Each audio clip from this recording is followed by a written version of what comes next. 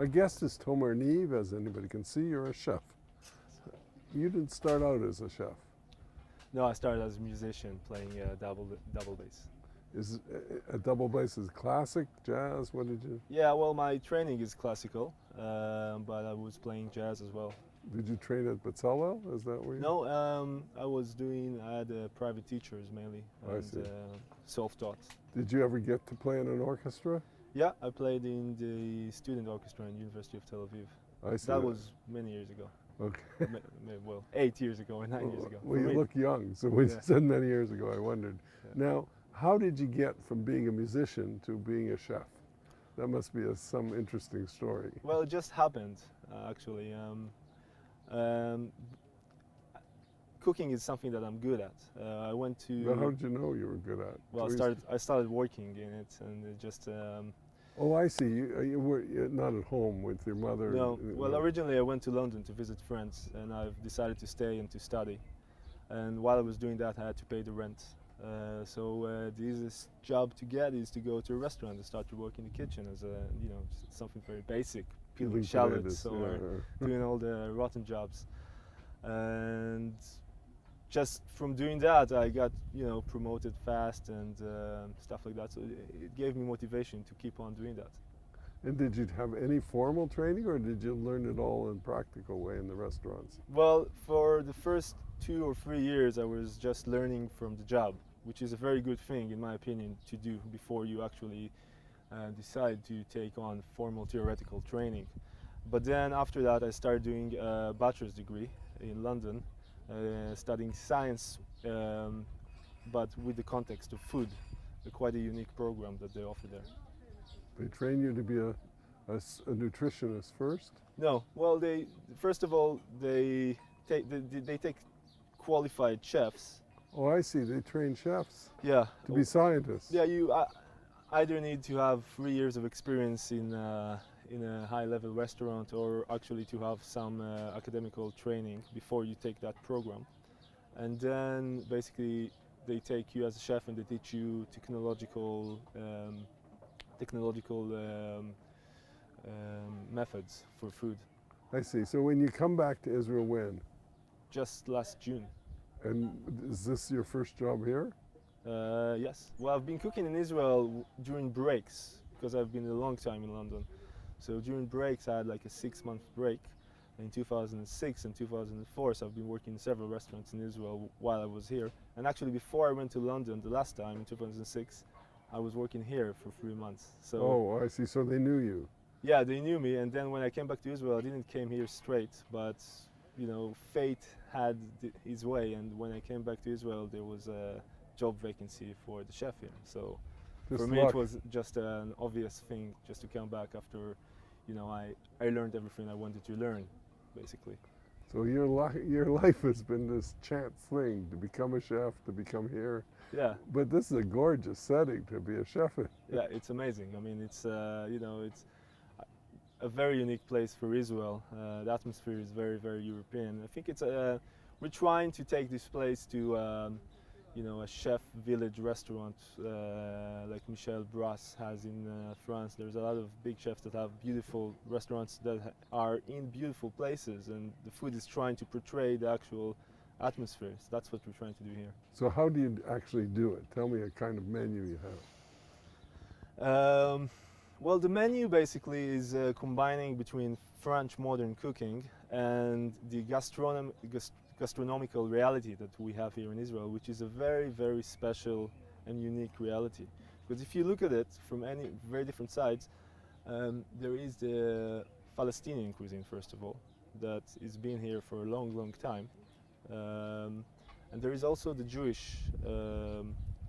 patterns of immigration. Yeah, from all over, from Europe, from the Arab world. That creates an amazing, a really amazing kind of all different kinds of foods that you can access here in Israel. Something which is very, very unique. I actually almost made a master in anthropology, University of London, but I actually decided to come back here because people are only starting to understand what we have here in terms of culinary and gastronomy. I see. So you're doing science, social science, cooking. Well, I'm not actually. I don't know if I'm doing it. What I'm doing is actually cooking here in Rama's kitchen. Yeah. But my field of interest is in all aspects of food as much as I can. Even in music. For me, music is also kind of area that I can relate to food. Creating harmony and a melody. Yeah. There's a lot of big chefs, masters of cuisines in France that are speaking all about the connection between music and food.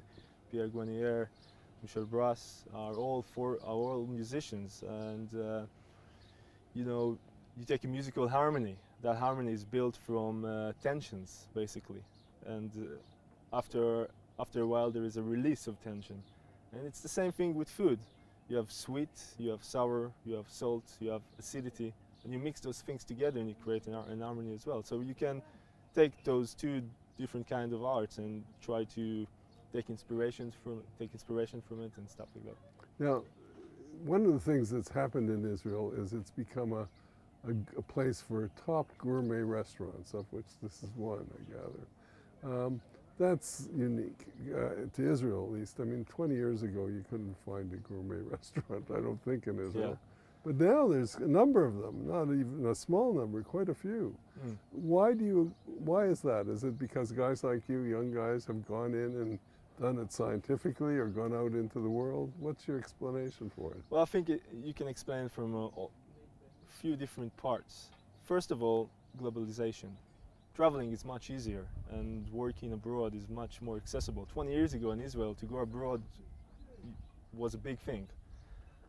Flights were expensive, and also I think Israel has come a long way as a state and in terms of economy. So people can afford to go abroad and study and come back. And I think also the culture is more mature, and people can accept that kind of food. I think it's not only about the chefs, it's much more about the crowd that can accept that food and to be willing to pay for something that is more than a very healthy feeling meal, but more an experience. Because gourmet food in its top level is a psychological experience. It's like going to the theater, basically. You're not coming to just to eat. You're coming to eat as well, but you're coming as well to have an experience that you will remember for a long time. So how do you make this experience a dramatic, positive one and not a tragedy? Well, here, I mean, do you make it a romance? I mean, what's your theme? Well, here it's theme? very simple. I'm very lucky to be in this restaurant because in this restaurant the experience is already here. The view, the atmosphere that you feel when you're here immediately, the only thing that the food needs to do is just to complement that and to basically enhance your experience from the actual place. That's what we're trying to do. And we're doing that in different ways. You can see all the plantations we have here around here. We're trying to take as much food as we can from the actual land that we're sitting on. So it's all fresh and... Yeah, I mean the salad today has been harvested in a garden around about 200 meters from here. It's an organic salad, so it's really trying to take also the vegetables and the food is trying to be the food that is growing in this climate. So I'm not going to put in the menu a lobster that is being flown straight from Nova Scotia. There's a restaurant in Tel Aviv that does that. Every Monday they bring lobsters, and cook that. But here we're trying to give the person the experience that is, for me, more real for the situation. It's just food that is, we have a lot of dishes that include meat of lamb meat. And so it's all sheep from around here? And yes. I so see. Sheep that are being growing on the mountains and eating herbs and having nice lives, so. You said so much to tempt me. You have to show me now what you do. So Yes, we should move off into the kitchen. I want to see what you do. It's my pleasure.